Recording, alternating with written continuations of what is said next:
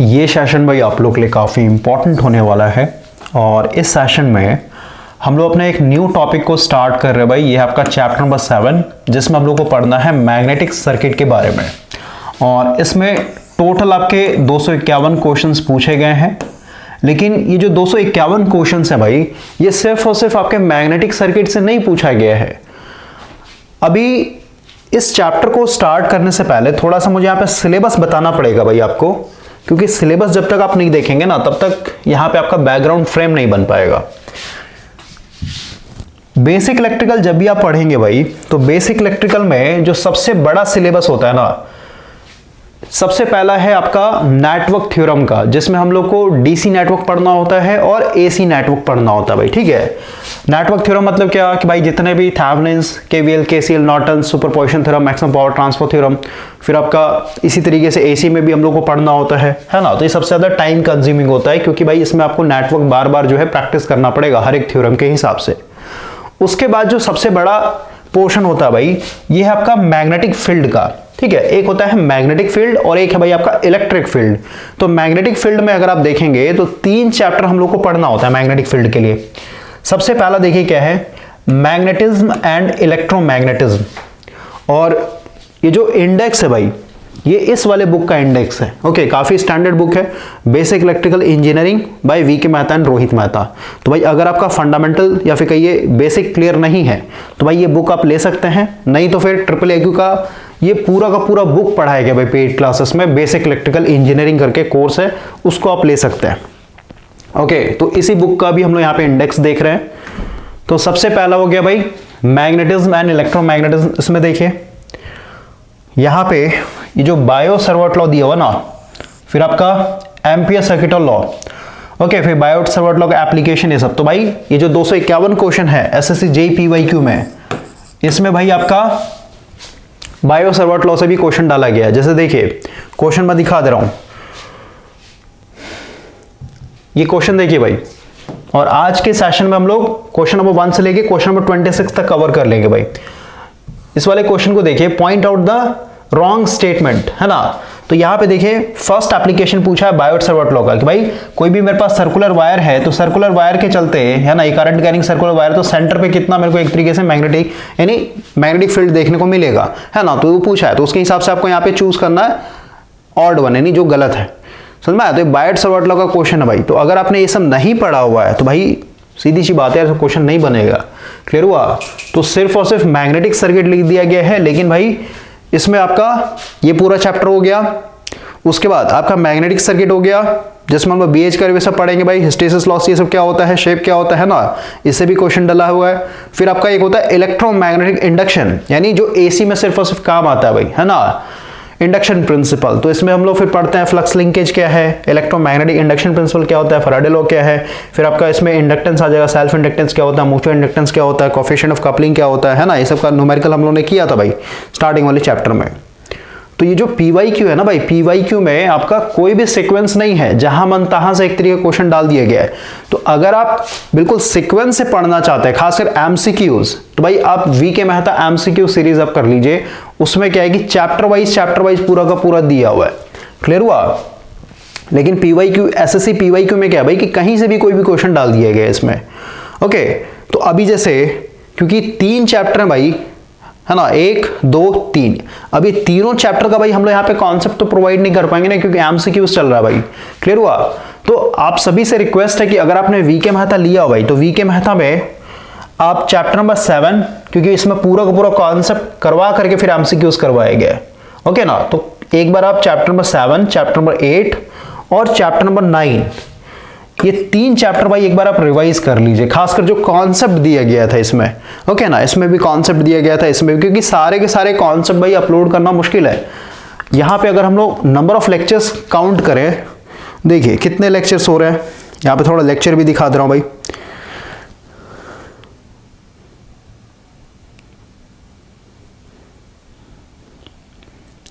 यहाँ पे आप देखिए भाई, ये आपका 1 मिनट, है ना, ये आपका वी के मेहता का फोल्डर है।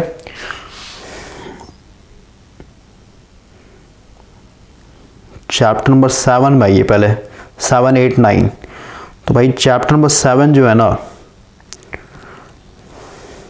देखिए यहाँ से भाई आपका स्टार्ट हो रहा है। चैप्टर नंबर 7 01 मीन्स लेक्चर 1 है ये, ठीक है। तो इसमें अगर आप काउंट करेंगे टोटल, चैप्टर नंबर 7 में देखिए टोटल कितने लेक्चर्स हुए हैं। यहाँ पे देखिए भाई, यहाँ पे आपका खत्म हुआ है ना, टोटल आपका यहाँ पे 21 लेक्चर हो गया, 22, 23, 24, क्योंकि 22 नंबर का 3 पार्ट है, तो टोटल 24 लेक्चर हो गए भाई। ओके, और इतने सारे नंबर ऑफ लेक्चर इसलिए हो रहे हैं क्योंकि पूरा का पूरा कॉन्सेप्ट डाला गया भाई इसमें। फिर आप 8 नंबर पे देखिए, 8 नंबर में कितने, 1, 2, 3, 4 लेक्चर हैं 8 के। उसके बाद फिर 9 में आ जाइए। 9 में भाई टोटल कितने लेक्चर्स हैं, 9 में आपका 10 लेक्चर डाला हुआ भाई, ठीक है ना, 10 ने 11 है, यहाँ पे 11 लेक्चर है। तो टोटल हो गए भाई कितने, 11 लेक्चर उधर, 4 लेक्चर उसमें है, तो 15 हो गया, और 22 लेक्चर उधर था। तो आप काउंट कर सकते हैं भाई, है ना, 37, 38 हो जा रहा है। तो इतने सारे लेक्चर भाई फिर से अपलोड करने का कोई मतलब नहीं बनता है। ओके, तो बेटर होगा कि भाई आप पहले पढ़ लीजिए, अगर आपने नहीं पढ़ा नहीं तो फिर वी के मेहता को आप कर लीजिए भाई, वहां पे आपका ये पूरा का पूरा सीक्वेंस वाइज पढ़ाया गया है, ठीक है। तो पहला आपका मैग्नेटिक फील्ड होता है भाई, फिर हम लोग इलेक्ट्रिक फील्ड पढ़ते हैं। इलेक्ट्रिक फील्ड में भी देखिए आपका इलेक्ट्रोस्टैटिक हो जाएगा, फिर हम लोग इलेक्ट्रोस्टैटिक पढ़ने के बाद फिर हम लोग कैपेसिटेंस से सब पढ़ते हैं। तो सारा का सारा चेन सिस्टम चलता है भाई इसमें। ओके, और ये बुक काफ़ी स्टैंडर्ड है भाई, अगर आप पढ़ना चाहते हैं तो आप ये बुक खुद से खरीद करके आप कर सकते हैं। काफ़ी ज़्यादा आपका जो फंडामेंटल चीज़ें है ना, काफ़ी स्ट्रांग हो जाएंगे भाई, और जितना ज़्यादा आप टाइम देंगे इस बुक के ऊपर उतना ज़्यादा आपको भाई सीखने को मिलेगा, क्योंकि इसमें हर एक चैप्टर का न्यूमेरिकल करवाया गया है। न्यूमेरिकल करते तो भाई एक अलग लेवल का ही आपको अंडरस्टैंडिंग देखने को मिलेगा। ओके, नहीं तो फिर आप IIIQ का पेड क्लासेस ले सकते हैं भाई। अब हम लोग आज के सेशन को स्टार्ट करें भाई। देखिए सबसे पहला क्वेश्चन क्या है, परमियंस इज एनालॉगस टू। तो परमियंस के लिए भाई देखिए ये सब सारा का सारा कॉन्सेप्ट भाई उसमें दिया हो गया है, वी के मेहता में करवाया गया है। फर्स्ट लेक्चर अगर आप देखेंगे चैप्टर नंबर 7 का, सॉरी चैप्टर नंबर 8 का, क्योंकि मैग्नेटिक सर्किट है आपका चैप्टर नंबर 8। तो आप देखिए यहाँ पे ये हम लोग का मैग्नेटिक सर्किट हो गया और ये हम लोग का इलेक्ट्रिक सर्किट हो गया भाई। तो जिस तरीके से इलेक्ट्रिक सर्किट में करंट फ्लो होता है उसी तरीके से यहाँ पे फ्लक्स फ्लो होगा। इधर आपका ईएमएफ होता है, इधर एमएमएफ होता है, इधर रेजिस्टेंस होता है, इधर रिलेक्टेंस होता है, इधर मेरा करंट डेंसिटी, इधर फ्लक्स डेंसिटी है, इधर वोल्टेज ड्रॉप होता है, एमएमएफ ड्रॉप होता है ना। अब बोलिए एमएमएफ कैसे ड्रॉप होगा, तो भाई अब यही चीज है भाई कि पहले से अगर आपने कॉन्सेप्ट नहीं पढ़ा ना, पीवाईक्यू चल रहा है भाई, प्रीवियस ईयर क्वेश्चन पेपर, है ना। कोई ऐसा बुक भी नहीं है कि भाई हम लोग वी के मेहता फिर कहिए जेबी गुप्ता से सॉल्व कर रहे हैं भाई। पीवाईक्यू, तो पीवाईक्यू में हम लोग टाइम नहीं दे सकते ना ज्यादा, फिर अभी फॉर्म निकल जाएगा, है ना, फिर बच्चे प्रश्न डालेंगे कि सर अभी तक नहीं हुआ। ओके, तो इस चीज को समझिए। तो यहाँ पे देखिए भाई हम लोग का कंडक्टेंस होता है, और कंडक्टेंस, और इधर होता है आपका परमियंस। क्लियर हुआ? परमियंस मतलब परमिएबिलिटी भाई। परमिएबिलिटी का मतलब क्या होता है मैग्नेटिक फील्ड के अंदर कि भाई अपने अंदर से कितना इजीली एक तरीके से फ्लक्स को पास होने दे रहा है। जितना ज्यादा हाई परमिएबिलिटी होता है इसका मतलब क्या कि भाई उतना ही इजीली एक तरीके से आपका मैग्नेटिक फील्ड फ्लो कर जाएगा। तो इधर कंडक्टेंस है तो इधर परमियंस होता है, तो भाई इधर कंडक्टिविटी है तो इधर आपका परमिएबिलिटी होता है भाई। तो ये आपका एक डिफरेंस है, इसी डिफरेंस से आपका ये क्वेश्चन डाला गया था, फर्स्ट क्वेश्चन जो पूछा गया है। सिलेबस को हम लोग ऐसा हटाते हैं। तो परमियंस इज एनालॉगस टू, तो परमियंस का एनालॉगस क्या हो जाए, एनालॉगस मतलब क्या, सेम, ठीक है ना भाई, लेकिन अपोजिट में, तो कंडक्टेंस हो जाएगा भाई। रेसिप्रोकल नहीं पूछा है, एनालॉगस पूछा है। एनालॉगस मतलब क्या भाई, आप मतलब आप ऐसे कह सकते हैं पर्यायवाची शब्द, ठीक है। तो पर्यायवाची मतलब क्या होता है, एक ही वर्ड का और भी मीनिंग होता है ना। आगे बढ़ते भाई, क्वेश्चन देखिए क्या बोल रहा है, if length of a bar of a magnetic material is increased by 20% and the cross section area is decreased by 20% than the reluctance। तो भाई हम लोग को पता है reluctance का फॉर्मूला या फिर फ्लक्स इक्वल टू होता है ना MMF अपॉन रिलेक्टेंस, इसको S से रिप्रेजेंट करते हैं भाई, है ना। तो रिलेक्टेंस इक्वल टू क्या होता है हम लोग का L अपॉन एरिया। याद करने का ट्रिक बताओ, जैसे हम लोग रेजिस्टेंस पढ़ते हैं ना तो L अपॉन एरिया होता है ना, बस ये याद रखिए L अपॉन एरिया। यहाँ पे रेजिस्टिविटी होता है, लेकिन भाई यहाँ पे क्या हो जाएगा आपका जो परमिएबिलिटी होगा, ठीक है ना, एब्सोल्यूट परमिएबिलिटी और रिलेटिव परमिएबिलिटी, इस तरीके से रहता है, ठीक है। ये हम लोग का फार्मूला है, तो इसके बारे में जिक्र कर रहा है यहाँ पे। तो बोलता है भाई कि हम लोग के पास एक बार मैग्नेट है, इस तरीके आप इमेजिन कर लीजिए। ओके, ये मेरे पास एक मान लेते मैग्नेट है भाई, इसका लेंथ हम लोगों ने 20% इंक्रीज कर दिया है, तो दो केस बनेगा भाई इसमें। केस 1 में मान लेते हैं जो लेंथ है भाई ये मेरा L है ना, जो लेंथ है ये L1 मान लेते हैं, और क्रॉस सेक्शन एरिया मान लेते हैं भाई हम लोग का A1 है, और मान लेते हैं भाई ये एयर कोर है ना, या फिर मान लेते हैं एयर में रखा हुआ है, यानी यहाँ पे हम लोग रिलेटिव परमेबिलिटी नहीं लेके चलेंगे, और लेके भी चलेंगे तो दोनों केस में सेम ही रहेगा, ठीक है ना भाई, क्लियर हुआ। तो अगर हम लोग यहाँ पे रिलेक्टेंस देखें फर्स्ट केस में, तो रिलेक्टेंस क्या हो जाएगा भाई, ये हो जाएगा L फार्मूला के हिसाब से L1 अपॉन A1, और ये हो जाएगा आपका म्यू नॉट। फर्स्ट केस का ये हो गया हम लोग का रिलेक्टेंस। अब आता है सेकंड केस में, केस 2। केस 2 में क्या बोल दिया भाई, लेंथ जो है मेरा 20% इंक्रीज हो चुका है, पहले के मुकाबले 20% इंक्रीज हो चुका है। तो अभी जो लेंथ होगा, पहले कितना था L1 था, तो L1 अपने आप में 100% होगा ना भाई, ये भी अपने आप में 100% होगा। तो 100% मतलब क्या, 100/% को हटाएंगे तो 100 यानी 1 के बराबर होता है, 1 भाग 100% का मतलब होता है 1 पूरा का पूरा भाग, ये भी क्या हो जाएगा 100/100 यानी ये भी आपका 1 भाग होगा। तो अब देखिए बोल दिया भाई 20% इंक्रीज हो चुका है, तो पहले L1 तो था ही, ठीक है, L1 प्लस L1 का 20%, ठीक है, इस तरीके से भी कर सकते हैं, नहीं तो फिर सीधे सीधे आप क्या कर लीजिए, L1 का 120% निकाल लीजिए आप, ठीक है। तो आप ऐसे भी कर सकते हैं भाई, L1 प्लस L1 का 20%, इसको अगर आप सॉल्व करेंगे तो क्या हो जाएगा, L1 प्लस ये हो जाएगा L1 into 20 divided by percent को हटाएंगे तो ये हो जाएगा 1 0 से 1 0 कट जाएगा, क्या हो जाएगा आपका 5 हो जाएगा। कितना हो जाएगा भाई, ये हो जाएगा 5L1 plus L1 divided by आपका 5, और इसको सॉल्व करेंगे तो कितना हो जाएगा 6L1/5, 6L1/5। क्लियर हुआ। तो ऐसे भी कर सकते हैं भाई, नहीं तो फिर आप ऐसे भी कर सकते हैं भाई, L1 का आप सीधे से क्या कर दीजिए 120% निकाल दीजिए, तो आप ऐसे कह सकते हैं L1 इंटू 120/100, तो 1 0 से 1 0 कट जाए, यानी कितना हो जाएगा आपका, ये यहाँ पे इंटू होगा ना, ठीक है, 1.2 इंटू L1 हो जाएगा, यानी जो मेरा नया L2 होगा ये इतने के बराबर होगा भाई, ठीक है। इसको अगर आप सॉल्व करेंगे भाई, 6 को ऐसे 5 मतलब 6 को 5 से डिवाइड करना ना, 5 1 जो 5 आ जाएगा, 1 बचेगा, पॉइंट देंगे 0 बचेगा, है ना, 5 2 10, तो वही चीज़ तो आया। तो ऐसे कीजिए या फिर ऐसे कीजिए, आपके ऊपर टोटली डिपेंड करता है। तो मैथ्स थोड़ा स्ट्रांग होना चाहिए भाई, तो हम लोग ये बच्चे वाला रूल नहीं यूज़ करेंगे, हम लोग डायरेक्ट लिखेंगे भाई L1 का 120%, ठीक है। जो सेकंड केस का लेंथ होगा L1 का 120% करें, तो अभी जस्ट निकालिए L1 का मतलब होता है मल्टीप्लीकेशन 120%, कितना हो जाएगा ये 1.2 L1 हो जाएगा। एरिया की बात करें सेकंड केस में, तो एरिया क्या हो गया, डिक्रीज हो चुका है 20%। तो 20% डिक्रीज होने का मतलब क्या कि भाई ये पहले 100% था, तो इसका 80% निकाल देते हैं, 20% डिक्रीज होने का मतलब क्या 80% ही बचेगा ना, तो A1 का 80% कितना होगा, कितना हो जाएगा, तो इसको आप सॉल्व कर लीजिए, A1 इंटू 80% को हटाएंगे नीचे, 1 0 से 1 0 कट जाएगा, नहीं यह आ जाएगा 0.8 A1।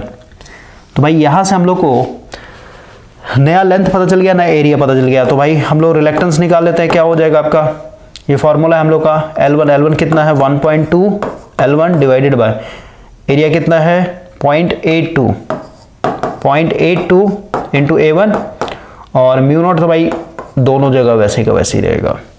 तो अगर आप यहाँ पे देखें, पॉइंट से पॉइंट कैंसिल आउट हो जाएगा, कितना 4 से काटते हैं, 4 3 12, 4 2 8, और इसके जगह हम लोग क्या कर सकते हैं, देखिए तो इसके जगह हम लोग फर्स्ट केस वाला रिलेक्टेंस पुट कर सकते हैं। तो भाई इसको अगर आप डिवाइड करें कितना हो जाएगा 1.5 S1, क्लियर हुआ, यानी और 1.5 कहना मतलब क्या कि भाई इसको परसेंट से मल्टीप्लाई कर दीजिए, कितना हो जाएगा, मतलब वही है 1.5 मतलब भाई 150% हो जाएगा, क्योंकि 1 का मतलब होता है 100%, कहाँ गया यहाँ पे 1 मतलब 100%, तो 0.5 मतलब क्या आपका ये 150% हो जाएगा। तो आप ऐसे निकाल सकते हैं, देखिए 1 का मतलब है 100%, तो भाई 1.5 का क्या मतलब हो, तो सीधे सीधे यहाँ पे 100% इंटू 1.5, ठीक है, तो कितना हो जाएगा आपका ये 150, और यहाँ पे परसेंट है ना, तो परसेंट वैसे कैसे रहेगा, इसका मतलब क्या हुआ, टोटल आ गया 150%। तो भाई 150% आ रहा है, मतलब क्या बढ़ा कितना, पहले तो 100% था, अब 150%, इसका मतलब इंक्रीमेंट कितना हुआ, तो 50% है ना, 150 में से 100% माइनस करें तो 50% बचेगा ना भाई। तो इंक्रीमेंट कितना हो जाएगा आपका, रिलेक्टेंस में बढ़ोतरी हो जाएगा 50% से। आगे बढ़ते हैं हम लोग, the magnitude of the magnetic material that are used to prepare permanent magnet should have। तो permanent magnet के लिए भाई हम लोग जो यूज करते हैं ये हाई रिटेंटिविटी होता है। रिटेंटिविटी क्या होता है, इस पे आते हैं थोड़ा सा, इसके लिए हम लोग को BH कर्व थोड़ा देखना पड़ेगा भाई। देखिए ये है हमारा BH कर्व। तो BH कर्व में भाई हम लोग को पता है कि हम लोगों ने सबसे पहले, और इसमें AC के लिए बनता है ये BH कर्व, ठीक है। तो यहाँ से भाई मेरा मैग्नेटाइज होना स्टार्ट हुआ, यहाँ पे सैचुरेट हुआ, फिर हम लोगों ने करंट को कम किया है ना भाई, H है ना, H वर्सेस B, तो H इक्वल टू NI/L, तो इसको आप I बोल सकते हैं ना सीधे सीधे, और ये B मतलब फ्लक्स होता है, B इक्वल टू 5 एरिया भाई, ठीक है। तो I वर्सेस 5 बोल सकते हैं। तो हम लोग धीरे धीरे क्या कर रहे हैं, जैसे करंट बढ़ा रहे भाई, देख ना करंट मेरा ये था तो इतने पे ये बना, इतना है तो इतना पे ये बना, फिर इतना है फिर इतना है ना। तो H बढ़ाने का मतलब क्या, मैग्नेटाइजिंग फोर्स, या फिर कहीं करंट हम लोग जैसे बढ़ाएंगे वैसे से ये बढ़ेगा, फिर यहाँ पे सैचुरेट कर गया, फिर हम लोग करंट को कम कर रहे हैं भाई, क्योंकि हम लोग यहाँ पे साइनोसोडियल करंट दे रहे हैं। तो साइनोसोडियल करंट क्या होता है, एक बार बढ़ता है फिर मैक्सिमम जाता है, फिर धीरे धीरे गिरता है, फिर नेगेटिव में जाता है ना। तो वही चीज़ यहाँ पे हो रहा है। तो इस पॉइंट पे देखिए भाई कि हम लोग का, इस पॉइंट पे देखिए हम लोगों ने भाई, इस पॉइंट पे अगर आप देखें H को देखिए, H भाई इस पॉइंट पे देखिए, H इस पॉइंट पे क्या हो रहा है, 0 रखा है ना, क्योंकि H को देखने के लिए मेरे को x एक्सिस को देखना पड़ेगा, x एक्सिस पे ही मैंने H को दिखा रखा है। तो यहाँ से आप सीधे H को देखेंगे तो भाई ये तो 0 है, यानी यहाँ पे मेरा H 0 है, यानी मैग्नेटाइजिंग फोर्स 0 हो चुका है। लेकिन भाई जो फ्लक्स डेंसिटी है B मेरा y एक्सिस पे दिखाएगा, यानी इतना अभी भी क्या है, फ्लक्स डेंसिटी बना हो भाई, समझे। H 0 हो गया है, यानी हम लोगों ने यहाँ से करंट 0 कर दिया, लेकिन फिर भी मेरा B यहाँ पे बना हुआ है, यानी फ्लक्स डेंसिटी बना हुआ है। तो इसको हम लोग बोलते हैं भाई, सबसे पहले यहाँ से एक चीज समझिए कि भाई H मेरा यहाँ पे 0 हो गया है, इस पॉइंट पे H तो 0 हो गया है, लेकिन B अभी भी 0 नहीं हुआ। इसका मतलब क्या हुआ कि भाई H जो है सबसे पहले पहुंच गया। रेस जब भी होता है ना भाई, तो रेस मान लेते हैं कुछ इस तरीके का है, यहाँ से आपको दौड़ना है, ठीक है, यहाँ पे 2 लोग हैं, और ये मान लेते भाई आपका ये पोल है एक तरीके से, तो दोनों एक साथ दौड़ना है और दोनों इस पोल को टच करके फिर से वापस यहाँ पे आना है। तो भाई जैसे मान लेते हैं कि आप जो है इस पोल को टच करके, है ना, टच करके यहाँ पे आ गए, मान लेते हैं आपको लगा 5 मिनट्स, और जब आप यहाँ पे पहुंचे ये बंदा अभी भी क्या था, आपसे मान लेते हैं 100 मीटर दूरी पे था, है ना। इसका मतलब क्या हुआ, आपसे ये लैग कर गया ना, आप फास्ट हैं, ये पीछे रह गया, नहीं ये इंसान क्या कर रहा है, लैग कर रहा है, ये लैग हो गया भाई। तो आप समझिए कि भाई हम लोगों ने इस पॉइंट पे देखिए, इस पॉइंट पे मेरा H तो 0 हो गया, यानी H जो है या फिर करंट जो है 0 हो चुका है, लेकिन इस पॉइंट पे क्या B अभी भी 0 नहीं हुआ, यानी B का अभी भी कुछ ना कुछ वैल्यू है। B कहाँ पे 0 होगा, आगे जाकर के इस पॉइंट पे 0 हो रहा है। इसका मतलब क्या, इस पॉइंट को अगर आप देखते हैं, जो पॉइंट B लिखा हुआ है, इस पॉइंट को अगर आप देखें तो हम लोग कह सकते हैं ना इस पॉइंट पे कि भाई H जो है मेरा लीड कर रहा है, क्योंकि H पहले 0 हो चुका है, जल्दी पहुंच चुका है वो, है ना, और B क्या है, अभी भी पीछे ही है भाई, समझे। तो हम लोग इसलिए बोलते हैं कि भाई B जो होता है मेरा लैग करता है बाय H से, है ना, B मेरा यहाँ पे लैग कर रहा है H से। क्लियर हुआ। तो ये तो हो गया हम लोग का, इतना मेरा भाई फ्लक्स डेंसिटी बना हुआ, इसको हम लोग बोलते हैं रेसिडुअल मैग्नेटिज्म। क्लियर हुआ, क्योंकि करंट हम लोगों ने 0 कर दिया, लेकिन फिर भी मेरा जो मैग्नेटिक मटेरियल इसमें क्या है, कुछ ना कुछ अभी भी मैग्नेटिज्म बचा हो भाई, तो उसको हम लोग रेसिडुअल मैग्नेटिज्म बोलते हैं। अब देखिए रिटेंटिविटी क्या होता है, तो इस पूरे BH कर्व को यहाँ पे थ्योरी में समझाया गया भाई। तो इसके लिए आप इस वाले पैराग्राफ को पढ़िए, क्या लिखा हुआ है। Now H is gradually reduced, है ना, H ग्रेजुअली रिड्यूस्ड का मतलब क्या है कि भाई, है ना, पहले हम लोग H को बढ़ा रहे थे, अब यहां से क्या कर रहे हैं, यहां से घटा रहे हैं भाई, ठीक ना, A से B की तरफ जा रहे हैं, A से B की तरफ जा रहे हैं, इसका मतलब क्या, H हम लोग इधर से इधर तरफ आ रहे हैं, H मेरा घट रहा है। क्लियर हुआ। तो ये रिड्यूस कर रहे हैं। It is found that the flux density B does not decrease along with the same line by which it had increase, जिस तरीके से इंक्रीज हो उस तरीके से नहीं होगा डिक्रीज, है ठीक है ना। बट एट पॉइंट B, देखिए लिखा ना, at point B the magnetising force is 0 but flux density in the material has a finite value. यहाँ पे देखिए B पॉइंट को आप यहाँ पे देखिए भाई, B पॉइंट पे, ये B पॉइंट है ना मेरा, ये स्मॉल में लिखा B पॉइंट, इस पॉइंट पे क्या है कि भाई मेरा H तो 0 हो गया, लेकिन अभी भी क्या है, B मेरा 0 नहीं हुआ है। तो वही है इसका क्वेश्चन, मैंने बी का वैल्यू कुछ ना कुछ है, कितना है, OB के बराबर। इसको बोलते हैं residual flux density. It means that after the removal of H, यानी H हम लोग का जीरो हो चुका है, the iron piece still retain some magnetism. In other word B lags behind, यानी इसी को हम लोग दूसरे तरीके से बोल सकते हैं भाई B जो है मेरा लैग कर रहा है H से, क्योंकि H मेरा पहले जीरो हो चुका है। अब आगे बढ़ते हैं। द ग्रेटर द लैग, यानी जितना ज्यादा लैग होगा, the greater is the residual magnetism, है ना, उतना ही ज्यादा फ्लक्स डेंसिटी देखने को मिलेगा, है ना। तो वही है, the greater the lag the greater is the residual magnetism retained by the iron piece. Retain मतलब अपने अंदर ग्रहण करना भाई। The power of retaining residual magnetism is called retentivity. यानी कोई भी मटेरियल अपने अंदर जितना ज्यादा रेसिडुअल मैग्नेटिज्म रिटेन कर लेगा भाई, है ना, आप कहेंगे उस मटेरियल का रिटेंटिविटी उतना ही ज्यादा हाई है। तो हम लोग जब भी परमानेंट मैग्नेटिक मटेरियल बनाते हैं, यानी परमानेंट मैग्नेट बनाएंगे, तो वहां पे हम लोग उन मटेरियल को यूज करते हैं, क्योंकि भाई परमानेंट मैग्नेट कब बनता है, कैसे बनता है, हम लोग फेरोमैग्नेटिक मटेरियल लेते हैं, जैसे एल्निको हो गया, कोबाल्ट हो गया, है ना। तो इसमें भाई डिफरेंट डाइपोल होते हैं ना, डोमेन होते हैं इसमें अलग अलग। अब इसको एक्सटर्नल मैग्नेटिक फील्ड में डालेंगे, यानी बाहर से मैग्नेटिक फील्ड अप्लाई कर देंगे इसमें, तो सीधी सी बात है भाई, ये सारे के सारे डाइपोल क्या होते हैं, एक ही डायरेक्शन में अलाइन हो जाते हैं। तो ये पीस जो है अपने आप में मैग्नेट बन जाता है। और फिर जब हम लोग एक्सटर्नल मैग्नेटिक फील्ड को हटाते हैं, तो ये क्योंकि भाई इसमें क्या है, रेसिडुअल मैग्नेटिज्म को गेन करने का कैपेसिटी है, तो ये सारे के सारे डाइपोल क्या रहेंगे, अभी भी इसी अलाइनमेंट में रहेंगे भाई, इनका अलाइनमेंट चेंज नहीं होता। इसलिए क्या करेंगे, ये एक परमानेंट मैग्नेट बन जाते हैं, यानी ये मैग्नेटिक मटेरियल यानी मैग्नेट की तरह बिहेव करेगा भाई। तो रिटेंटिविटी आपको समझ में आया भाई। रिटेंटिविटी कुछ नहीं, रेसिडुअल मैग्नेटिज्म से जुड़ा हुआ रहता है। जितना ज्यादा हाई रिटेंटिविटी होगा, आप कहेंगे भाई वो मटेरियल में उतना ही ज्यादा हाई रेसिडुअल मैग्नेटिज्म रहेगा, मैग्नेटिक फील्ड को रिमूव करने के बाद भी। तो वही है भाई, है ना, लिखा है ना, magnetic material that are used to prepare permanent magnet. तो हम लोग परमानेंट मैग्नेट बनाने के लिए उन मटेरियल को यूज करेंगे जिसमें हाई रिटेंटिविटी होता है। इसका मतलब उसमें रेसिडुअल मैग्नेटिज्म को गेन करने का उतना ही ज्यादा ताकत है। आगे बढ़ते हैं। टेस्ला। टेस्ला किसका यूनिट होता है भाई, हम लोग को पता है फ्लक्स डेंसिटी इक्वल टू होता है फाई अपॉन एरिया, और इसको हम लोग बोलते हैं फ्लक्स है तो क्या हो जाएगा वेबर, और एरिया मतलब मीटर स्क्वायर, और इसी को हम लोग टेस्ला भी बोलते हैं भाई। ठीक है, तो फ्लक्स डेंसिटी का होता है ये।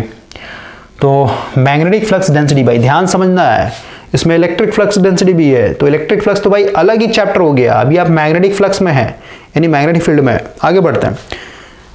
EMF induced in a coil is given by equal to minus n divide by dt। ठीक है, लेंस लॉ के हिसाब से हम लोग को पता चलता है नेगेटिव साइन, वही पूछा है। तो इसका पूरा नाम है ईमेल लेंस। ठीक है भाई, तो भाई लिखा ना, where is the induced n is the number of turns divided, है ना, the negative sign is the expression due to, तो लेंस लॉ के कारण आता है नेगेटिव साइन, क्योंकि भाई जिसके कारण बनता है उसी को ये अपोज करता है। आगे बढ़ते भाई, लिखा है the total flux at the end of a long permanent magnet bar is इतना, यानी टोटल फ्लक्स दिया हो भाई। The end of this magnet is withdraw through a 1000 turn coil in इतना सेकंड द इंड्यूस्ड EMF। सीधी सी बात है, लैंग्वेज आपको बना के देता है कंफ्यूज करने के लिए। आप सीधे इंड्यूस्ड EMF पूछा है, तो इंड्यूस्ड EMF क्या होता है आपका n d∅dt। क्लियर हुआ। तो अगर आप यहां पे देखें n आपका दिया हुआ 1000 टर्न, टोटल फ्लक्स दिया हुआ भाई आपका, और टाइम यहां पे दिया हुआ है 1/20, है ना, 1/20 है ना, तो 20 ऊपर चला जाए सीधे सीधे, और इसको हम लोग नीचे ले आते हैं, 10⁻⁻⁶ है तो 1000 गुना 1000 कर लेंगे, तो 1000 से 1000 कैंसिल आउट हो जाएगा, एक ठीक है कट जाएगा, यानी कितना हो जाएगा 2 वोल्ट भाई।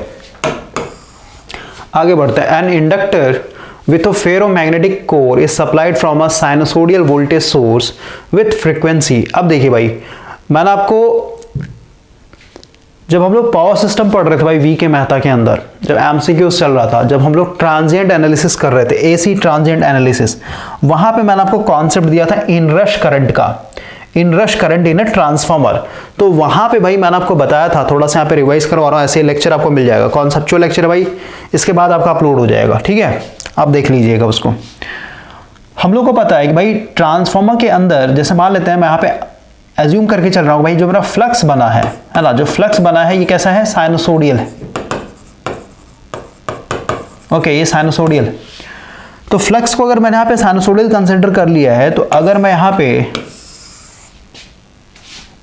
और अभी सिर्फ और सिर्फ सैचुरेशन दिखा रहे भाई, कोर को हम लोग यहाँ पे सैचुरेशन करके दिखा रहे हैं। देखिए ये मेरा साइनसोइडल फ्लक्स है, तो इसके हिसाब से हमको दिखाना पड़ेगा।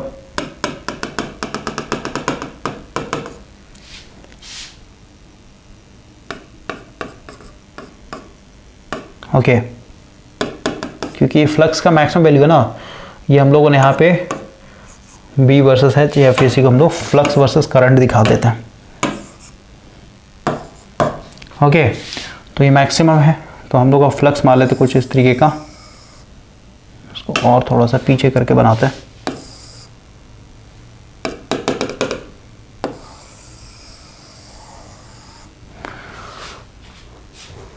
तो अभी देखिए भाई, यहाँ पे होता क्या है कि भाई ये मेरा करंट है, ठीक है, तो यहाँ तक अगर आप देखेंगे ध्यान से, तो यहाँ तक मेरा स्ट्रेट लाइन क्या है, यानी लीनियर है, यानी फ्लक्स वर्सेस करंट क्या है, लीनियर एक तरीके से ग्रो करेगा। जिस तरीके से आप करंट को बढ़ाएंगे, करंट इतना दिया तो फ्लक्स मेरा है ना इतना बढ़ गया, फ्लक्स मेरा इतना बढ़ा,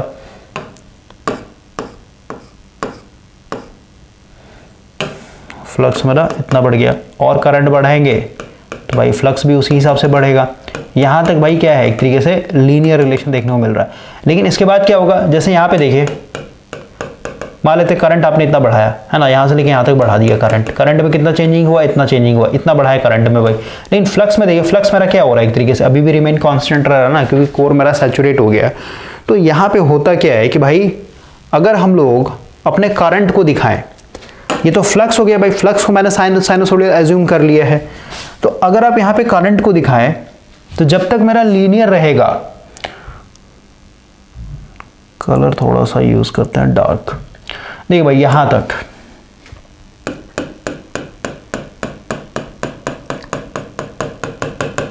ठीक है, यहां तक हम लोग का लीनियर है। तो भाई जैसे जैसे मेरा करंट बढ़ रहा है वैसे वैसे आप फ्लक्स भी देख रहे हैं बढ़ रहा है ना, जैसे करंट बढ़ाएंगे वैसे वैसे मेरा फ्लक्स भी बढ़ रहा है भाई। इसका मतलब फ्लक्स को तो मैंने ऑलरेडी दिखा दिया, फ्लक्स को मैंने साइनसोइडल दिखा दिया, तो करंट भी मेरा धीरे धीरे बढ़ेगा भाई। यानी अब जरूरी नहीं है भाई इसी के साथ एकदम फेज में चले, है ना, ये अभी भी फेज में, क्योंकि जहां से स्टार्ट हो रहा है वहीं से भी, क्योंकि करंट और जो आपका फ्लक्स होता है फेज में होता है भाई, ठीक है। लेकिन जरूरी नहीं है भाई कि इसी को पकड़ के चले, क्योंकि करंट का मैग्नीट्यूड कम हो सकता है, फ्लक्स का ज्यादा हो सकता है, फिर फ्लक्स का मैग्नीट्यूड कम हो सकता है, करंट का ज्यादा हो, समझ गया ना। तो अब देखिए भाई यहां तक, यानी इस पॉइंट तक भाई लीनियर चलेगा, यानी जिस तरीके से आपका, जैसे आपका फ्लक्स ग्रो कर रहा था उस तरीके से करंट भी ग्रो करेगा यहां तक, ठीक है भाई, यहां तक आपका करंट भी ग्रो किया, सही बात है। अब देखिए जैसे हम लोग का ये लीनियर रीजन खत्म हो गया भाई, यहीं तक लीनियर था, उसके बाद देखिए कि भाई यहां से लेके यहां तक देखते हैं थोड़ा सा, है ना, यहां से लेके यहां तक, तो भाई हम लोगों ने करंट में इतना चेंजिंग किया, यहां से लेके यहां तक करंट में चेंजिंग हुआ, फ्लक्स में कितना चेंजिंग हुआ, फ्लक्स में बहुत थोड़ा सा चेंजिंग हुआ, है ना, यहां से लेके यहां तक भाई देख रहे हैं ना, फ्लक्स में थोड़ा चेंजिंग हुआ है, तो करंट में थोड़ा सा हम लोग को ज्यादा चेंजिंग दिखाना पड़ेगा, फ्लक्स में थोड़ा चेंजिंग हुआ। अब आगे बढ़ते हैं। अब देखिए भाई यहां से लेके यहां तक, ये पूरा का पूरा यहां से लेके यहां तक क्या है, करंट मैंने बहुत ज्यादा बढ़ाया, लेकिन फ्लक्स में कोई चेंजिंग हुआ क्या, फ्लक्स नहीं भाई, फ्लक्स अभी भी मेरा ये क्या है, कांस्टेंट ही है।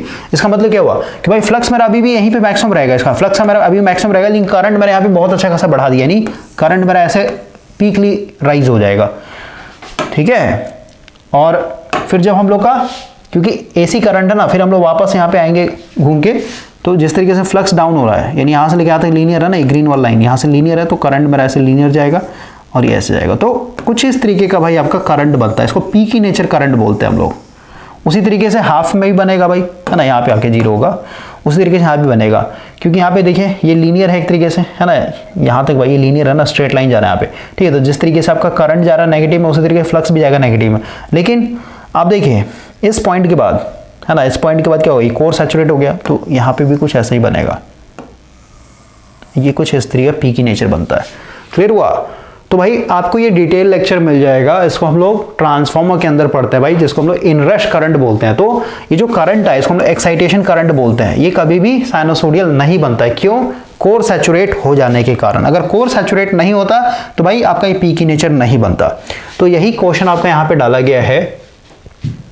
एन इंडक्टर, तो भाई क्योंकि ये जो हम लोगों ने डायग्राम दिखाया है ये किसके लिए है, ये एक्साइटेशन करंट के लिए भाई। यानी जब हम लोग का ट्रांसफार्मर नो लोड पे है तो नो लोड पे हम लोग का सिर्फ और सिर्फ क्या आता है, ट्रांसफार्मर के अंदर क्या आता है, सिर्फ और सिर्फ आई नॉट करंट आता है ना भाई, समझे। एक मैग्नेटाइजिंग कंपोनेंट बनेगा और एक आपका कोर लॉस कंपोनेंट बनेगा, समझ में आया ना। तो ये आई नॉट हम लोगों ने दिखाया है। तो ये क्या है, एक तरीके से प्योर इंडक्टर ही तो होता है, प्राइमरी साइड में, सेकेंडरी में तो भाई कोई लोड वोड लगा ही नहीं, इसका मतलब क्या है, एक ट्रांसफार्मर अपने आप में इंडक्टर होता है। तो वही आपका यहाँ पे पूछा भाई, N inductor with a ferromagnetic core is supplied from a sinusoidal voltage source with frequency F, the current drawn by the inductor will be. तो करंट जो होगा भाई ये साइनोसोडियल नहीं होता है, नॉन साइनोसोडियल, लेकिन फ्रीक्वेंसी इसका क्या रहेगा, जो सप्लाई वोल्टेज का वही आपका इसमें भी रहेगा, देख रहे ना, सेम फ्रीक्वेंसी रहता है। क्लियर हुआ? तो यहाँ पे हम लोगों ने एज्यूम किया था फ्लक्स मेरा साइनोसोडियल है, तो करंट जो होता है भाई मेरा पी की नेचर का होता है।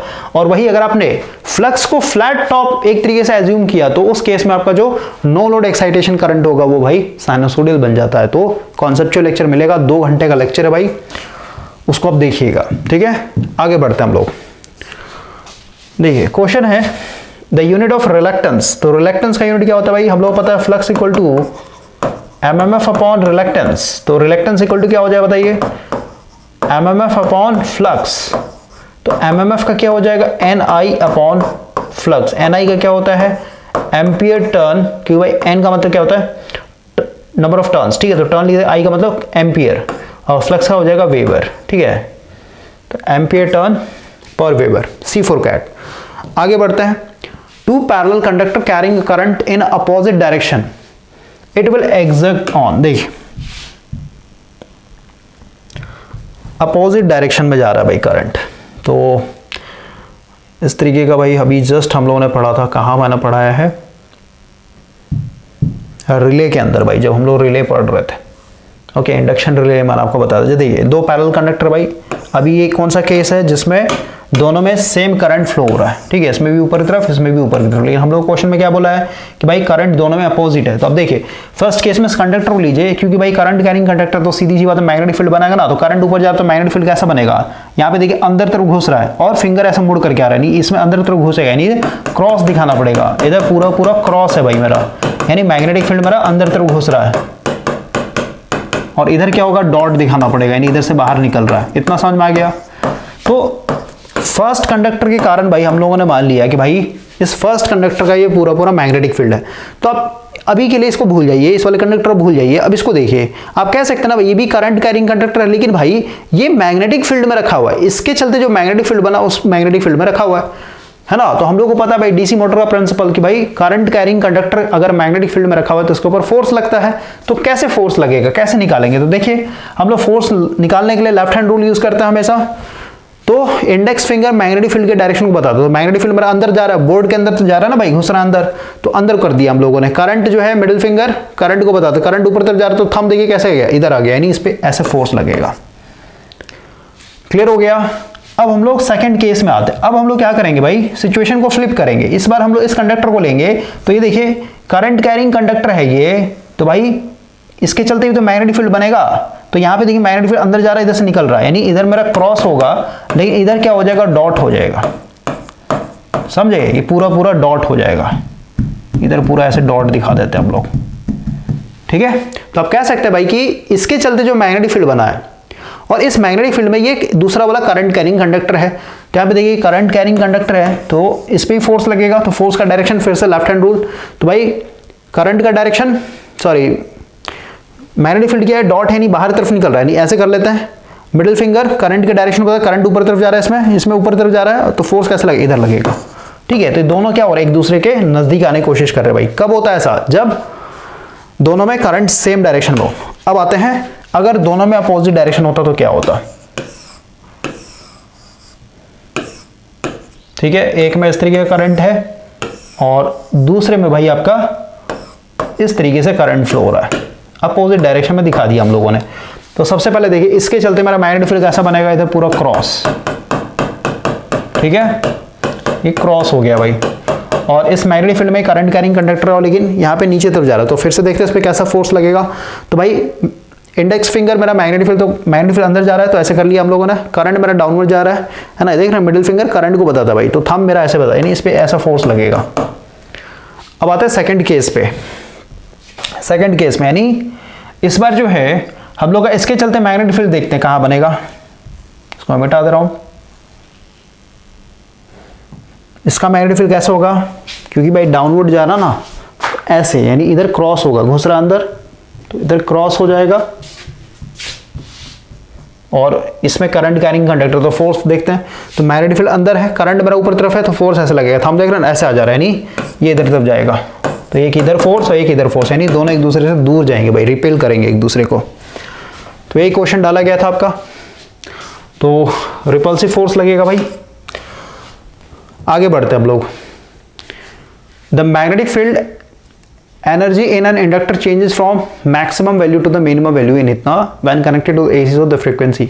देखिए भाई क्या बोला इसने, हम लोग पास एक मैग्नेटिक फील्ड है, तो सीधी मैग्नेटिक फील्ड मतलब क्या, कॉइल भाई, सीधी सी बात है, ठीक है। और कॉइल कहीं पे भी इसका मतलब क्या, यहाँ पे इंडक्टेंस अपने आप आ जाएगा, और इंडक्टेंस मतलब इसमें एनर्जी आ जाएगा भाई, हाफ LI², क्योंकि करंट मेरा चेंजिंग है ना, तो सीधी एनर्जी भी चेंज हो रहा होगा, है ना भाई।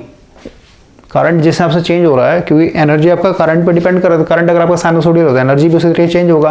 तो इसमें लिखा गया है कि भाई जो मेरा मैग्नेटिक फील्ड एनर्जी है चेंज हो रहा है, कहाँ से, from maximum to minimum value in 5 millisecond. तो भाई अगर मैं दिखाऊं कि भाई मान लेते इस तरीके एनर्जी होता, तो मैक्सिमम वैल्यू ये है ना, ये मैक्सिमम वैल्यू है भाई। तो मैक्सिमम वैल्यू से मिनिमम वैल्यू कौन सा होगा, 0 होगा, है ना भाई। मिनिमम वैल्यू तो मेरा 0 ही होगा ना, तो मैक्सिमम से मिनिमम जाने में, यहां से लेके यहां तक जाने में कितना टाइम लग रहा है, 5 मिलीसेकेंड, ठीक है, 5 मिलीसेकेंड का समय लग रहा है। तो आपसे पूछा क्या, फ्रीक्वेंसी बताइए। तो फ्रीक्वेंसी कैसे निकलेगा, हम लोग पता है कि भाई फ्रीक्वेंसी जो होता है टाइम पीरियड का नहीं 1/टाइम पीरियड के बराबर होता है। तो हम लोग को सबसे पहले टाइम पीरियड निकालना पड़ेगा। तो हम लोग को ऑलरेडी पता भाई कि ये जो है ना, तो इसको हम लोग क्या बोलेंगे, क्योंकि भाई एक साइकिल क्या होता है, यहाँ से लेके यहाँ तक क्या होता है भाई, 2 पाई के बराबर 0 पाई 2 पाई, है ना, 2 पाई के बराबर होता है ये। तो ये डिस्टेंस कितना हो जाएगा बताइए, ये डिस्टेंस कितना हो जाएगा, या फिर कहिए पूरा एक साइकिल जो होता है t के बराबर होता है। तो हम लोग अगर इसको सही से दिखाए, ऐसे दिखाते हैं भाई, यहाँ से लेके आते क्या हो जाएगा t/2, और यहाँ से लेके आते क्या हो जाएगा t, है ना भाई, आधा, और ये पूरा। तो यहाँ पे कितना हो जाएगा, ये हो जाएगा, यहाँ से लेके आते डिस्टेंस कितना हो जाएगा, 1/t/4 हो जाएगा भाई। भाई मेरे देखे ना, मैं क्या बोल रहा है यार, कि यहाँ से लेके आते डिस्टेंस मेरा कितना है, t/4, ये कितना है t/4, तभी तो दोनों को जोड़ेंगे तब भाई आपका t/2 होगा। t/4 प्लस t/4 करेंगे तो भाई कितना आएगा, t/2 आएगा, फिर ये भी t/2, तभी तो पूरा यहाँ से लेके आते जोड़ेंगे तो एक साइकिल के बराबर होगा। तो ये t/4 डिस्टेंस दिया हुआ है, नहीं t/4 जो है भाई मेरा कितना है, 5 मिलीसेकंड के बराबर है। तो भाई एक कितने के बराबर होगा, 5 मिलीसेकंड डिवाइडेड बाई t, और 4 ऊपर आ जाएगा। तो हम लोग को चाहिए कितना, t पे निकालना है, तो t के लिए यहाँ पे t से मल्टीप्लाई कर देंगे, t मतलब एक साइकिल भाई, तो t से t कैंसिल आउट हो जाएगा, कितना हो जाएगा 20 मिलीसेकंड, और 20 मिलीसेकंड मतलब क्या, यहाँ पे 1/20, और मिली का मतलब ऊपर 1000 आ जाएगा, 1 0 से 1 0, और ये हो जाएगा आपका 50 हर्ट्ज भाई। और वैसे भी याद रखना जहाँ पे भी 20 मिलीसेकंड, क्योंकि हम लोग का जो 50 हर्ट्ज जो आ रहा है भाई हम लोग घरों में फ्रीक्वेंसी वाला सप्लाई, इसका जो फ्रीक्वेंसी होता है, सॉरी टाइम पीरियड होता है 20 मिलीसेकंड होता है एक साइकिल बनाने में। आगे बढ़ते हैं। Biot-Savart law is general modification of the. Biot-Savart law किस लिए यूज करते हैं भाई, मैग्नेटिक फील्ड को फाइंड आउट करने के लिए।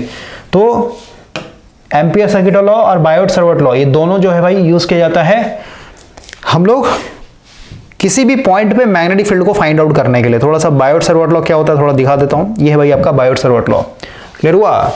तो आप देखिए कि भाई मेरे पास एक स्मॉल मतलब XY एलिमेंट है, फिर एक वायर है, इसके अंदर करंट फ्लो रहा है I, तो करंट फ्लो रहा सीधी सी बात है भाई अपना मैग्नेटिक फील्ड बनाएगा।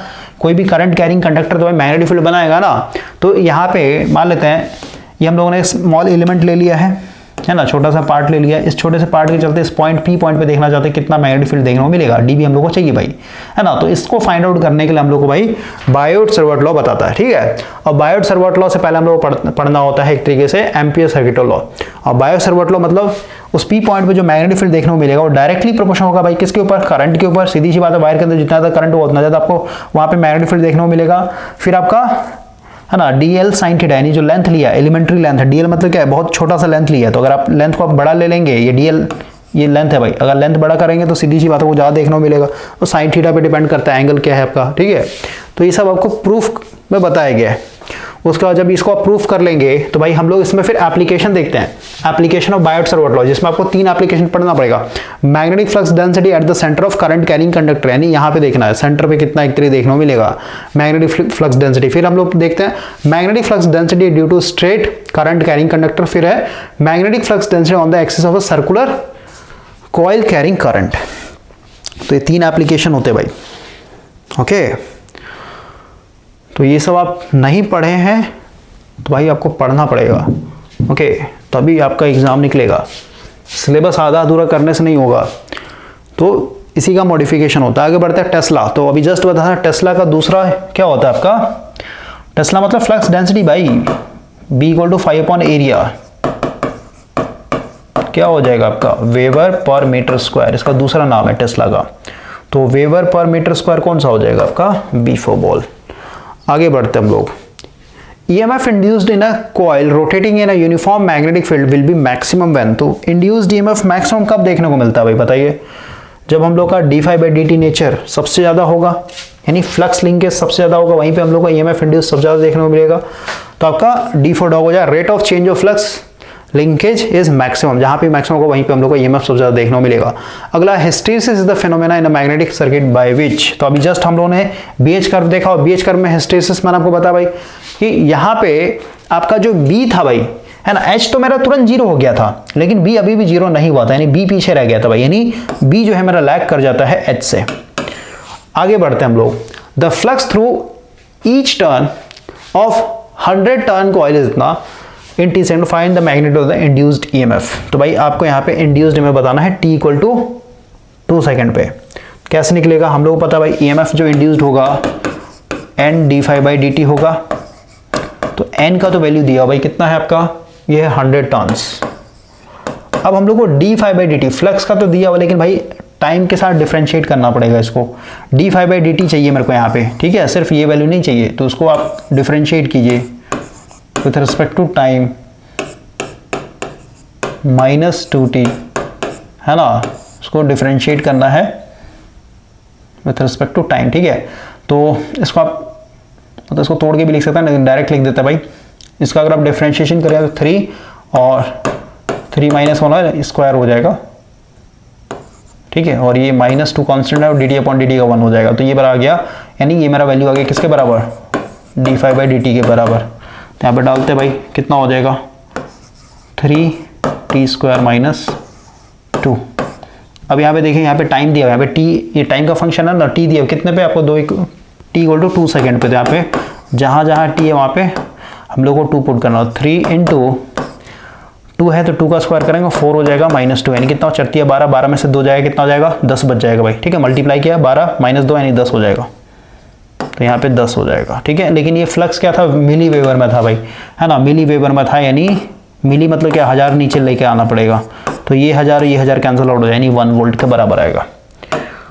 आगे बढ़ते हैं, BH curve for dash will be straight line passing through the origin. तो BH कर्व भाई हम लोग का एयर के लिए, यानी एयर कोर के लिए हमेशा स्ट्रेट लाइन बनता है, ठीक है, इस तरीके, क्योंकि कभी भी सैचुरेट नहीं होता एयर हम लोग का, समझे। और इसका स्लोप इतना हाई नहीं होगा, स्लोप कुछ ऐसे जाता है भाई, डाउनवर्ड रहेगा। इसका मतलब क्या होता है कि भाई आप करंट को अच्छा खासा बढ़ाएंगे, फिर भी आपका क्या है, जो मैग्नेटिक फील्ड बनेगा वो अच्छा नहीं बनता है भाई, ठीक है। क्योंकि भाई एयर क्या है, एयर आपका इसका जो परमेबिलिटी हाई नहीं होता ना भाई, समझिए, इसलिए स्लोप को हम लोग को ज़्यादा इंक्लाइन नहीं दिखाना है, इस तरीके से दिखाना होता है। इसका मतलब क्या, अच्छा खासा करंट जब आप देंगे तब जाके इसमें अच्छा खासा फ्लक्स सेटअप होगा। इसीलिए हम लोग स्ट्रॉन्ग मैग्नेटिक फील्ड जहाँ भी बनाना होता है वहाँ पे हम लोग आयरन कोर यूज़ करते हैं भाई, ठीक है। तो सैचुरेट नहीं होता कभी भी, इसलिए इसका क्या होगा, स्ट्रेट लाइन होगा, एयर हो जाएगा। एयर का BH कर्व आपका हमेशा स्ट्रेट लाइन बनता है। आगे बढ़ते हैं, magnetic lines of force coming from a magnet. तो भाई हम लोग को पता है कि मैग्नेटिक फील्ड लाइन जो होते हैं, जैसे यहाँ पे बार मैग्नेट दिखा देते हैं, ये नॉर्थ हो गया, साउथ हो गया, तो नॉर्थ से हमेशा निकलेगा, साउथ में एंटर करेगा इस तरीके से। तो ये कभी भी आपस में इंटरसेक्ट नहीं करते भाई, नहीं, एक दूसरे को कभी भी काटते नहीं है, ओके। तो can not intersect at all, इसमें क्या पूछा है ना, सही ऑप्शन देखना है आपको। तो कैन नॉट ये हो जाएगा भाई, कभी भी एक दूसरे को कट नहीं करते, बाकी सब आपका गलत है। इंटरसेक्ट तो होगा ही नहीं ना, कभी कटता ही नहीं है, intersect with in the magnet नहीं भाई, कभी नहीं। आगे बढ़ते हैं हम लोग, the main advantage of temporary magnet, temporary मतलब इलेक्ट्रोमैग्नेट की बात हो रही भाई, तो इलेक्ट्रोमैग्नेट को हम लोग क्या कर सकते हैं, इसका मैग्नेटिक फील्ड को चेंज कर सकते हैं भाई, करंट की वैल्यू को चेंज करेंगे तो भाई इसका जो मैग्नेटिक फील्ड का स्ट्रेंथ है वो भी चेंज हो सकता है, ठीक है। बाकी आपका ऑप्शन गलत है। तो वही चीज़ है भाई कि आपको सब चीज़ आएगा, सब चीज़ आपने पढ़ दिया, सिलेबस भी कंप्लीट कर लिया, लेकिन टेस्ट सीरीज अगर आपने नहीं लगाया, प्रीवियस ईयर का क्वेश्चन पेपर नहीं लगाया, तो क्योंकि भाई अब जैसे ये नया क्वेश्चन होगा, आपने कभी सॉल्व नहीं किया, अब एग्जाम में देखेंगे तो भाई समझ में नहीं आया कौन सा ऑप्शन होगा सही इसके लिए, है ना। तो टेस्ट सीरीज का मतलब भाई कि आपने पहले से ही इन क्वेश्चंस के साथ मतलब अपना फ्रेंडशिप कर लिया है, तो जब भी आप देखेंगे इस तरह के क्वेश्चन आपको पता है भाई कि इसका आंसर क्या होने वाला है, ठीक है। तो बिना टेस्ट सीरीज का कभी भी आपका सिलेक्शन नहीं होगा। आगे बढ़ते हैं, the magnetic material use in a permanent magnet. Permanent magnet मतलब क्या, हम लोग भाई हमेशा हार्ड मटेरियल यूज करेंगे, क्योंकि हार्ड मटेरियल का जो BH कर्व होता है, अभी जस्ट मैंने आपको रिटेंटिविटी समझाया ना भाई, तो देखिए यहां पे यह है सिलिकॉन स्टील, यह है मेरा हार्ड स्टील, यह है मेरा जिसको हम लोग क्या बोलते हैं भाई, बूंदा, ठीक है ना। ये अलग एक तरीके से लोहा होता है भाई।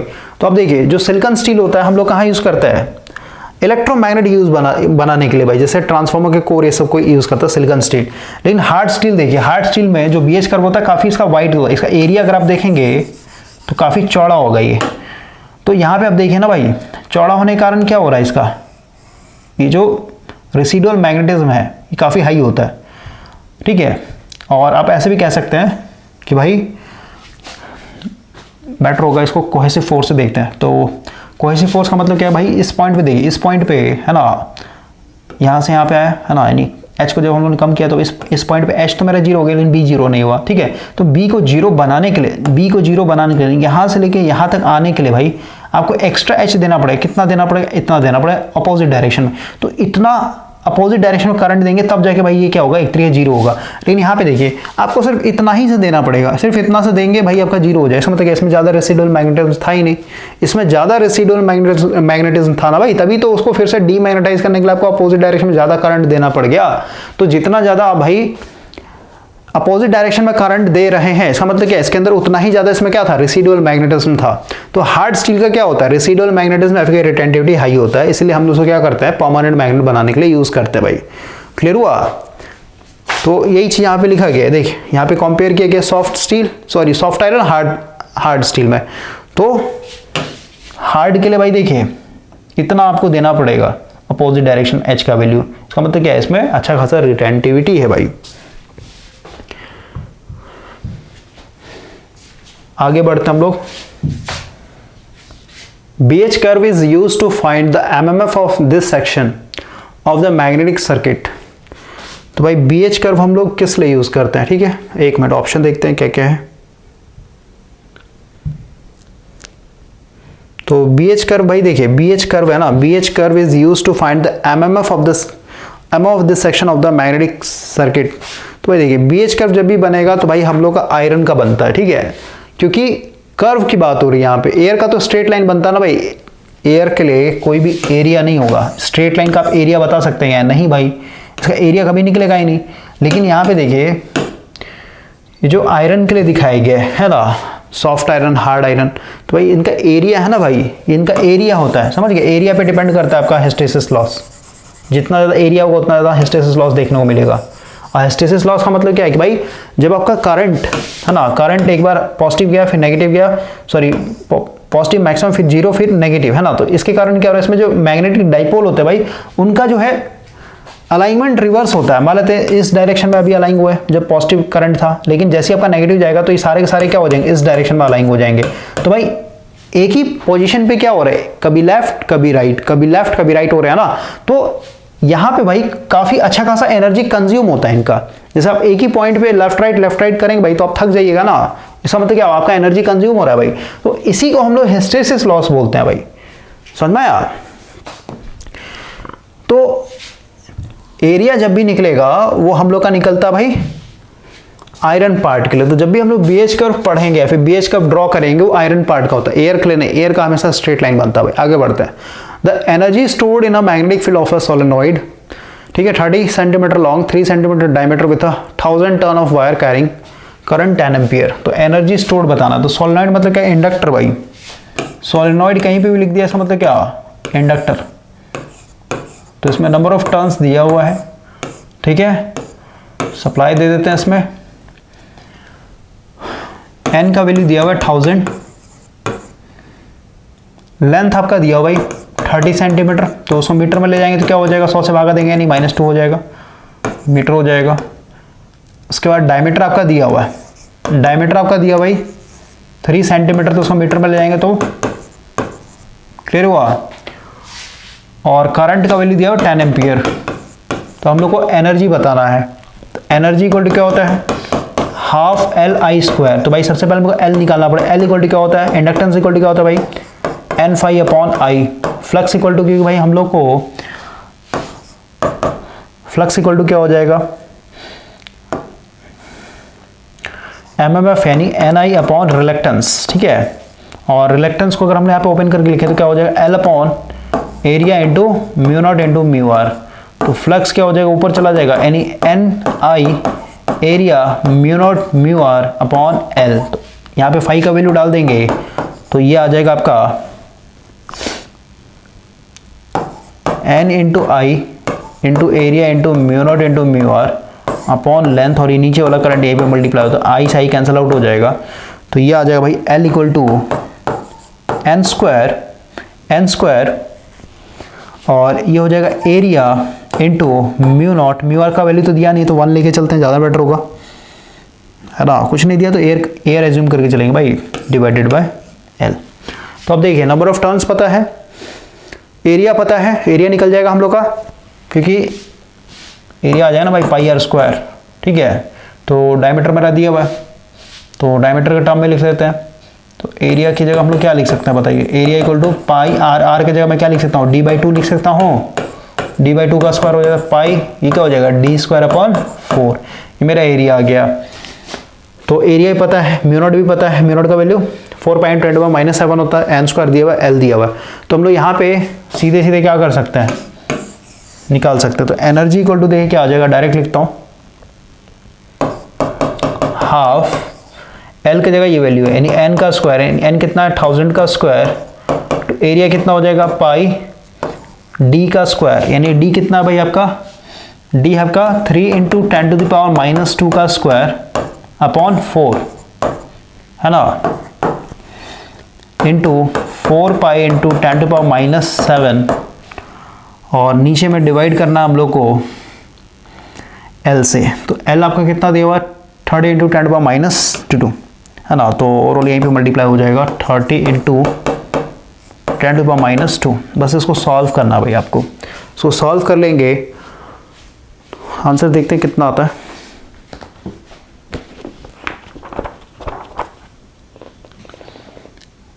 क्वेश्चन नंबर है आपका 21। ओके, इसमें करंट भी है ना, इसमें करंट भी है भाई, यहाँ पे हाफ LI² है ना, तो L² यानी 10 का स्क्वायर करना पड़ेगा हम लोग को। अब इसको सॉल्व कर लेते हैं। ये आ जाएगा भाई आपका 0.15 जूल, 0.15 जूल C4 कैट। आगे बढ़ते हैं। तो ये बायोट-सावर्ट लॉ का है भाई क्वेश्चन। तो क्या पूछा है आपको, गलत जो दिया हुआ उसको आपको फाइंड आउट करना है। तो क्या है, मैग्नेटाइजिंग फोर्स यानी H के बारे में पूछा गया आपका। मैग्नेटाइजिंग फोर्स मतलब H बोलते हैं भाई, मैग्नेटिक फील्ड इंटेंसिटी भी बोलते हैं इसको। At the centre of the circular coil varies. तो जैसे बायोट-सावर्ट लॉ का पहला जो एप्लीकेशन था, अभी जस्ट मैंने आपको रिवाइज करवाया था ना, पहला जो एप्लीकेशन है ये ना भाई, magnetic flux density at the centre of the current carrying coil और सर्कुलर कॉइल, ठीक है। यहाँ पे सेंटर में हम लोग को देखना है। तो सेंटर में सबसे पहले हम लोग बी निकालते हैं। इसमें देखिए बी निकाला गया होगा, सेंटर पे जो हम लोग बी देखने को मिला ये है भाई, ठीक है, ये मेरा बी है। अब हम लोग को एक रिलेशन पता है कि भाई बी इक्वल टू होता है μ0, है ना, μ0 μr इंटू एच, ये होता है ना। तो भाई बी पता था, एच नहीं निकल जाएगा, एच इक्वल टू क्या हो जाएगा, बी अपॉन μ0 μr। तो बी का वैल्यू हम लोग डाल देते हैं यहाँ पे, μ0 इंटू आई अपॉन 2r, और यहीं पे आ जाएगा μ0 इंटू μr, समझे। तो वही वैल्यू पुट करके यहाँ पे डाला गया। तो ये आ गया इतना, μ0 से μ0 कट जाएगा, μr हम लोग मान लेते हैं 1 लेके चल रहे हैं, तो ये आ जाएगा। तो देखिए h जो है इनवर्सली प्रोपोर्शनल है रेडियस के ऊपर। r क्या है मेरा, r भाई मेरा रेडियस है। देखिए यहाँ पे r जो है मेरा रेडियस है सर्कुलर वायर का। आई क्या है, वायर के अंदर जो करंट फ्लो हो रहा है वो, ठीक है। तो इनवर्सली प्रोपोर्शनल रेडियस के ऊपर है और डायरेक्टली प्रोपोर्शनल करंट के ऊपर है भाई। और देखते हैं इधर भी है क्या, और उसको मॉडिफाई किया गया, नंबर ऑफ टर्न्स होगा तो यहाँ पे एन भी लग जाएगा भाई, ठीक है ना, एन भी लग जाएगा। अगर 1 नंबर ऑफ टर्न्स है तो 1 होता, नंबर ऑफ टर्न्स एन होता तो एन हो जाता, ठीक है। तो एन आई अपॉन 2r होता है। क्वेश्चन पे आते हैं अब। तो यहाँ पे जो H है भाई, है ना, जो मैग्नेटाइजिंग फोर्स है, ये क्या है, एन आई अपॉन 2r। तो अब देखिए inversely proportional to its radius है तो सही बात है भाई, लेकिन हम लोगों को गलत ढूंढ के बताना है। Directly proportional number of turns, ये भी सही भाई। डायरेक्टली एज करंट, बिल्कुल सही बात है, डायरेक्टली है।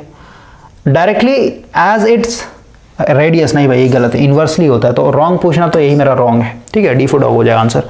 आगे बढ़ते हैं। आपका यहाँ पे मैग्नेटाइजिंग फोर्स बताना, यानी H बताना। तो H इक्वल टू क्या होता है, एन आई अपॉन एल, है ना, सब बेसिक फॉर्मूला भाई पता होना चाहिए। एन मेरा दिया भाई 10 और करंट दिया भाई आपका 750 मिली, मतलब नीचे 1000 कर लेते हैं। एल कितना दिया, 2 सेंटीमीटर, यानी 10⁻2 क्योंकि मीटर में ले जाए तो 100 ऊपर चढ़ जाएगा। तो 1 2 3 1 2 3 कट जाएगा और उसको काट देता है 5 टाइम्स में। इसको सॉल्व करेंगे भाई, ये आ जाएगा 375। और यूनिट की बात करें तो यूनिट कैसे निकल जाएगा, एन का मतलब होता है टर्न, आई का मतलब होता है एम्पियर, तो एम्पियर टर्न पर मीटर, ठीक है, एम्पियर टर्न पर मीटर। आगे बढ़ते हम लोग। Magnet is kept in the medium of air surrounded by an iron ring, the magnetic lines of force from the magnet will be. तो भाई देखिए ये क्या ना, बेसिक क्वेश्चन है कि भाई अब ये सब भाई जैसे हम लोग को सॉल्यूशन नहीं पता है भाई, इस तरीके का हम लोग सोच सकते हैं। ओके, आपको देखना पड़ेगा, हिंट लेना पड़ेगा भाई, क्लियर हुआ ना, क्योंकि ये लैंग्वेज वाला क्वेश्चन है। अब ये जैसे ये किस लैंग्वेज, मतलब क्या इसका सेंस निकल रहा है भाई, आप अपने हिसाब सोचेंगे तो अलग हो सकता है ना, क्लियर हुआ। तो आपको देखना पड़ेगा। जैसे हम लोग अगर सिंक्रोनस मशीन की बात करें तो भाई इस तरीके का हम लोग रोटर होता है ना, सिंक्रोनस मशीन ले लीजिए, फिर इंडक्शन मशीन ले लीजिए, है ना। तो भाई अब देखिए क्वेश्चन अब पढ़िए, क्या लिखा, a magnet is kept in the medium of air surrounded by an iron ring. तो भाई ये मेरा आयरन रिंग हो गया, ठीक है। इस आयरन रिंग के अंदर में हम लोगों ने क्या कर रखा है, एक मैग्नेट रखा हुआ है, तो उसको मैग्नेट बना देते हैं। नॉर्थ हो गया, साउथ हो गया। The magnetic lines of force from the magnet will be, तो यहां से भाई मैग्नेटिक फील्ड निकलेगा नॉर्थ टू साउथ, है ना। तो ये कुछ इस तरीके से निकलेगा भाई आपका मैग्नेटिक फील्ड लाइंस, ओके। और एक बार दिखा देते हैं इसमें, ठीक है। तो इस तरीके का आपका मैग्नेटिक फील्ड लाइन पूरा का पूरा कंप्लीट लूप बनाएगा। तो इसको हम लोग क्या बोलते हैं, इसको क्राउडेड बोलते हैं भाई, क्राउडेड इन द रिंग, यानी जो मैग्नेटिक फील्ड है वो मैग्नेटिक फील्ड के अंदर पूरा पूरा मैग्नेटिक फील्ड लाइंस का क्या हो जाएगा, क्राउड हो जाएगा, ठीक ना भाई, यानी भीड़ लग जाएगा पूरा का पूरा। ओके, तो वही चीज़ है भाई, जब तक आप इस तरीके क्वेश्चन नहीं करेंगे तब तक भाई एग्जाम में बनेगा नहीं आपसे। फिर चाहे आप कितने भी डिटेल में कॉन्सेप्ट को पढ़ लीजिए, कॉन्सेप्ट का मतलब होता है अंडरस्टैंडिंग, बस फंडामेंटल चीज़ें आपको क्लियर हो जानी चाहिए ताकि आप क्वेश्चन को समझ सके बोल क्या रहा है। आगे बढ़ते हैं। अब देखिए भाई, magnetic potential difference in a magnetic circuit is given bye, तो ये आपका अगेन एम्पियर सर्किट लॉ है भाई, इसको आपको लेक्चर मिल जाएगा, एम्पियर सर्किट लॉ का प्रूफ मिल जाएगा भाई, ठीक है ना। वहां से आपको समझ में आ जाएगा भाई हम लोग का, ठीक है। इस पे आते हैं, नेक्स्ट सेशन बात करेंगे, पहले कॉन्सेप्ट आप देख लीजिए, आगे बढ़ते हैं हम लोग। नेक्स्ट क्वेश्चन देखिए क्या बोल रहा है, यहाँ पे एक मैग्नेटिक सर्किट है जिसमें आपका फ्लक्स है phi i, ठीक है, आयरन पार्ट में, नहीं कुछ इस तरीके का भाई लिखा ना, magnetic circuit carries a flux phi i in the iron part and flux phi j in the air gap. तो इस तरीके का इमेजिन कर लीजिए, मान लीजिए मेरे पास एक रिंग है भाई, ओके, और रिंग जो है बीच में कटा हुआ है, तो उसमें दो तरीके का रिलेक्टेंस देखने को मिलेगा ना, एक तो आयरन के चलते, तो आयरन वाले पार्ट में क्या होगा, लो रिलेक्टेंस होगा। यहाँ पे थोड़ा कॉइल दिखा देते हैं हम लोग, ओके। तो ये हम लोग का मान लेते हैं रिलेक्टेंस, ये सब पढ़ाया गया भाई वी के मात्रा में, S1 है, और ये एयर गैप है, यहाँ पे एयर गैप है, इसका मतलब कि यहाँ पे जो रिलेक्टेंस होगा इसको S2 मान लेते हो सीधे, और रिलेक्टेंस एयर गैप का क्या होता है, हाई होता है ना, मच ग्रेटर देन होगा एज कम्पेयर टू आयरन के मुकाबले। तो भाई जो हम लोग का फ्लक्स सेटअप होगा, मान लो यहाँ से करंट दिया हम लोगों ने, तो ये करंट इस तरीके से बहेगा, तो इसमें एक फ्लक्स बनेगा ना, ठीक है, ये फ्लक्स मेरा ऐसे जाएगा इसमें, ठीक है, और यहाँ पे होते हुए फिर ऐसे कंप्लीट पाथ बनाएगा।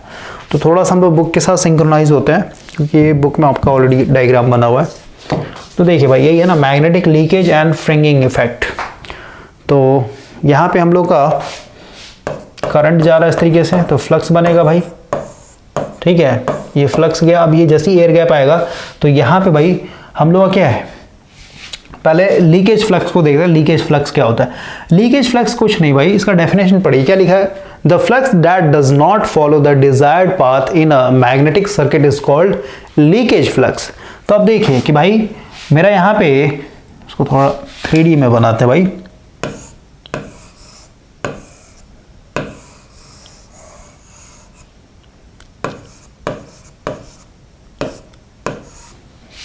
तो यहाँ पे जो फ्लक्स सेटअप हुआ भाई, ये हो सकता है कि 95% जो फ्लक्स है आपका ये इस तरीके से लिंक कर जाए, है ना, आयरन कोर को पकड़ के अपना सर्कुलर पाथ बना ले। लेकिन भाई कुछ फ्लक्स ऐसे एयर गैप से भी होकर भी तो लिंक करेगा ना भाई, समझे? तो जो आपका डिजायर्ड पाथ फॉलो नहीं करता उसको हम लोग लीकेज फ्लक्स बोलते हैं। तो एयर गैप से जो होकर के फ्लक्स आया इसको हम लोग बोले लीकेज फ्लक्स। क्लियर हुआ? तो यही चीज आपका डेफिनेशन लिखा हुआ है। तो देखिए यहाँ पे क्या बोलता है, in the most practical magnetic circuit a large part of the flux is through a magnetic material, है ना, यानी लो रिलेक्टेंस पाथ को फॉलो करते हुए चला, and the remainder part of the flux through the air। देख रहे हैं ना, यहाँ पे भी दिखाया गया एयर से होकर कुछ फ्लक्स आपका सर्कुलर लूप बना रहा है भाई। the flux in the air gap is known as a useful flux। एक मिनट भाई, बिकॉज भाई यहाँ पे दो डेफिनेशन दिया भाई, इसके बारे में बोल रहा है, ठीक है ना। हम लोग को ये समझना है, एक मिनट, लीकेज कहाँ से है, यहाँ पढ़ते हैं। The total flux produced by the coil does not pass through the air gap। ठीक है, पूरा एयर गैप से नहीं होके जाएगा, देख रहे ना, पूरा पहुंचा नहीं ना भाई, कुछ फ्लक्स यहीं से रिटर्न हो गया ना, समझ गए, यहीं से आपका शॉर्टकट पाथ बना लिया है। तो सारे के सारे इस एयर गैप से होकर के नहीं जाएंगे फ्लक्स, कुछ ना कुछ फ्लक्स यहीं से घूम के आ जाएंगे। तो ये इसी को हम लोगों ने लीकेज फ्लक्स बोला भाई, ठीक है। तो यहाँ पे स्टार मार्क लगा हुआ है, स्टार मार्क पढ़ते हैं क्या लिखा हुआ है नीचे में। दिस मीन्स दैट वी में कंसिडर आइदर पाथ से बी, कोई नहीं भाई छोड़ते हैं ना, ये तो समझ में आ गया होगा आपको, ठीक है। अब देखिए यहाँ पे हम लोग थोड़ा सा इसका फार्मूला देखते हैं कि फार्मूला पूछा आपके। तो फाई आई क्या है, टोटल फ्लक्स प्रोड्यूस्ड, है ना, flux in the iron ring. यहाँ पे अगेन स्टार मार्क लगा हुआ है, 3 स्टार मार्क लगा हुआ है, यानी यहाँ पे क्या है, the flux phi I is not constant all around the ring, however for reasonable accuracy it is assumed that the iron carry the whole flux produced by the coil। यानी तो 100% फ्लक्स हो गया भाई, फाई आई जो है मेरा 100% flux है, और फाई जी क्या है, useful flux across the air gap, जितना यहाँ पे आ रहा है, ठीक है, जितना आप पहुंच गया उस हम लोग यूजफुल बोलेंगे भाई। बाकी जो है आपका यहाँ पे जो रिटर्न हो गया एयर से होकर के उसको हम लोग लीकेज बोलेंगे। तो लीकेज फ्लक्स क्या हो जाएगा, फाई आई माइनस फाई जी। तो ये तो हम लोगों ने लीकेज फ्लक्स निकाला भाई, लेकिन हम लोग वहाँ पे क्या पूछा है, लीकेज कॉफिशिएंट पूछा है। तो लीकेज कॉफिशिएंट को हम लोग लैम्डा से रिप्रेजेंट करते हैं, ओके। तो सबसे पहले तो ये फॉर्मूला याद रखना, लीकेज फ्लक्स क्या हो जाएगा, टोटल जो फ्लक्स है उसमें से हम लोग, है ना भाई, जो टोटल फ्लक्स हम लोगों ने प्रोड्यूस किया माइनस कर देंगे जो मेरा यूजफुल फ्लक्स है ना, टोटल में से जो आपका यूजफुल, तो कितना आपका यहीं से रिटर्न होगा हम लोग पता चल जाएगा।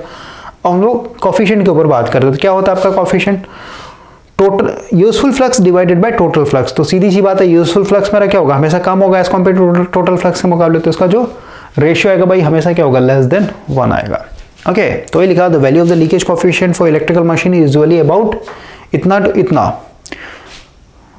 एक मिनट भाई, ओके, ये ऊपर वाला बड़ा है ना, ओके, ये टोटल फ्लक्स है, और ये नीचे वाला भाई मेरा छोटा है, इसका मतलब क्या, 1 से बड़ा ही आएगा ना ये। तो इस फॉर्मूला को भाई आपको याद करना पड़ेगा, लीकेज कॉफिशिएंट बराबर है आपका total flux divided by useful flux. तो टोटल फ्लक्स में क्या है, एक तरीके से मतलब ये हमेशा बड़ा होगा ना भाई, और ये मेरा छोटा होगा। तो जब भी आप इसको डिवाइड करेंगे, क्योंकि ऊपर वाला बड़ा नीचे वाला छोटा, तो हमेशा क्या होगा, रेशियो 1 से बड़ा ही आएगा। तो इसलिए है कि भाई जो इलेक्ट्रिकल मशीन होंगे इसमें जो लीकेज कॉफिशिएंट होगा ये कितना होगा, 1.15 से लेके 1.25 तक होता है। तो याद रखना है, आगे बढ़ते हैं।